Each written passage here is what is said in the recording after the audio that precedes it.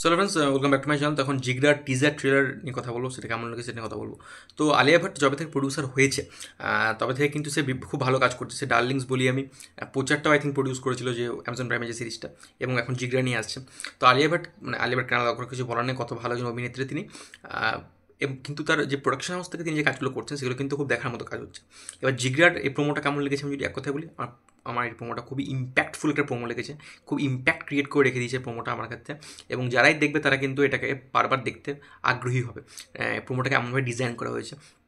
আর promoter যেটা আমি যদি বলি গল্পটা কি, গল্পটা হচ্ছে এই যে যারা দেখে যা মনে হচ্ছে যে আলিয়া ভাট এবং বেদাঙ্গ রানা দুজনের ভাই বোন, এবং তার মা মারা গেছিলো এবং বাবা সুইসাইড করে নিয়েছিল, এবং তার একটা আত্মীয়ের কাছে মানুষ হচ্ছিল এবং খুব কষ্টে তারা মানুষ হচ্ছিল, কারণ বলছে যে দাদা ভাড়া লেতে দেবো।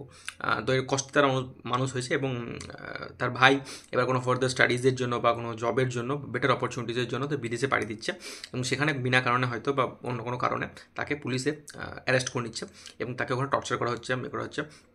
এবার আলিয়া ভাটের ক্যারেক্টারটা কীভাবে তার ভাইকে বাঁচাবে, এটা নিয়েই বাকি গল্পটা রিভলভ করে বলে আমার মনে হচ্ছে, যতটুকু ধারণা পেলাম। এবার ব্যাপারটা হচ্ছে এই ধরনের যে গল্প, যে কাছের মানুষকে কেউ বাঁচাচ্ছে, জেলে বিনা কারণে আটকে পড়ে গেছে এবং তাকে বাঁচানোর জন্য মরে হয়ে উঠছে, এই ধরনের গল্প তো অনেক দেখে নিয়েছি। কিন্তু এখানে টুইস্টটা বাসনবালা যেটা রেখেছে সেটা হচ্ছে যে বোন দিদি ভাইকে বাঁচাচ্ছে। এটা কিন্তু সচরাচর দেখা যায় না। হ্যাঁ, দেখা যায় কি দাদা ভাইকে বাঁচাচ্ছে, বা ভাই ভাইকে বাঁচাচ্ছে, এরকম টাইপের দেখা যায়, বা বাবা বা মা কেউ বাঁচাচ্ছে দেখা যায়, বাবা বাঁচাচ্ছে দেখা যায়। কিন্তু মানে দিদি ভাইকে বানাচ্ছে, এটা সচরাচর কিন্তু অন্তত বলিউড ফিল্ম তো দেখা যায় না। তো সেইখানে কিন্তু বাসনবালার একটা ইউনিকনেস কাজ করেছে, এবং বাসনবালা ওরকম টাইপের ডিরেক্টর একজন। আপনি মনিকা ওমর ডার্লিং দেখে নিন, মর্দ কো দর্দ নিহত দেখে নিন। বাসনবালা এরকম ধরনেরই ইউনিক কনসেপ্টের জন্যই কিন্তু পরিচিত। এবার সে ধর্মার সাথে কাজ করছে, আলিয়া ভাটের সাথে কাজ করছে, এবং সেই জন্য বাজেটও পেয়েছে প্রচুর পরিমাণে বেশি, এবং টিজারটা কিন্তু বেশ যে গ্র্যান্ড ওয়েতে, এটা 2 মিনিটের একটু বেশি, টিজার না বলাই ভালো, টিজার ট্রেলারে বলেছে এটা তারা।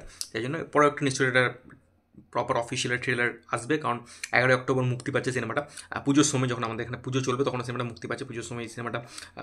হ্যাঁ, ডেফিনেটলি কোনো স্টার নেই, বাট বাংলা সিনেমাগুলো কিন্তু চাপ ফেলতে পারে যদি সিনেমাটা ভালো হয়ে থাকে, কারণ কনসেপ্টটা কিন্তু ভালো, দেখেও অন্তত ভালো লাগছে।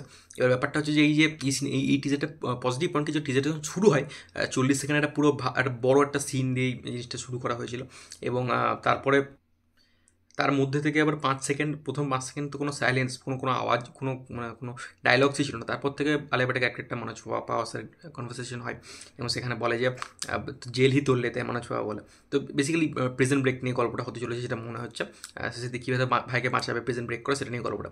এবং এই সিনেমার মধ্যে অ্যাকশন রয়েছে, যেটা কিছুটা ঝলক কিন্তু আমরা পাচ্ছি। গাড়ির মধ্যে আলিয়া ভাট আছে, এবং আলিয়া ভাট রয়েছে, এবং আগুনের মধ্যে দিয়ে গাড়িটাকে নিয়ে যাচ্ছে। তো ওই সিনে যে টেনশনগুলো, ওই সিনে আলিয়া ভাটের, এবং এই টিজারের সবচেয়ে বড় প্লাস পয়েন্ট আমি যেটা বলবো সেটা হচ্ছে আলিয়া ভাট নিজে।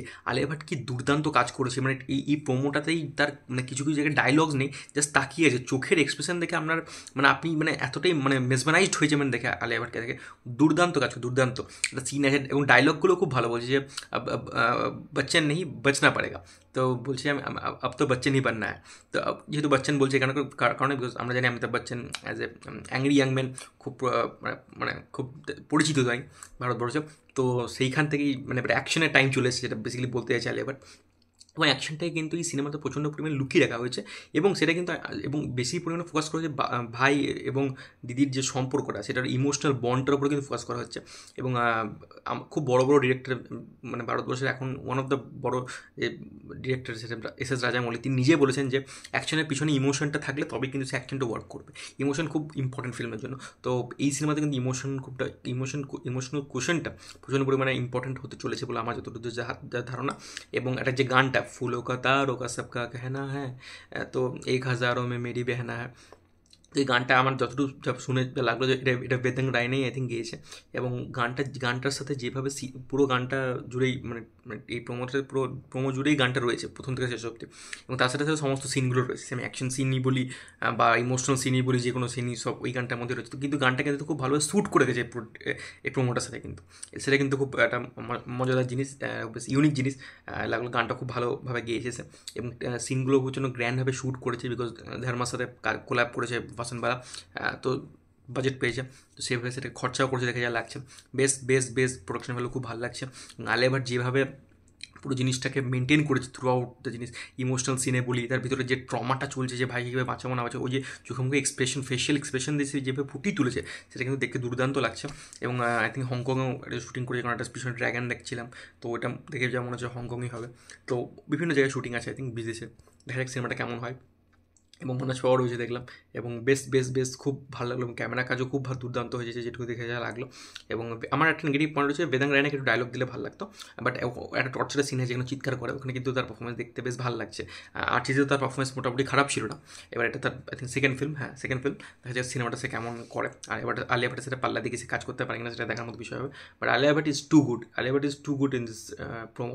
তো আমার খুব ভালো লেগেছে টিজারটা, এবং যারাই দেখবে তারা বলবে যে টিজারটা সত্যি ভালো একটা টিজার হয়েছে।